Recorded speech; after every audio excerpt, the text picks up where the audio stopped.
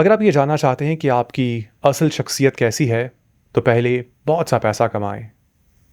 جب تک آپ کی زندگی میں اتنا پیسہ نہیں آ جاتا کہ آپ کو ہر وقت لوگوں کی رائے، قبولیت اور ساتھ کی فکر نہ رہے، تب تک آپ کا اصل پوری طرح سامنے نہیں آتا۔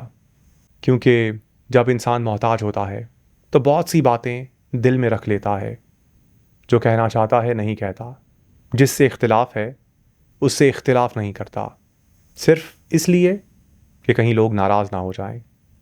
لیکن جب آپ مالی طور پر اتنے مضبوط ہو جاتے ہیں کہ آپ کی زندگی کسی کے رویے کی محتاج نہیں رہتی، تو آپ کے اندر دبی ہوئی شخصیت باہر آنا شروع ہوتی ہے۔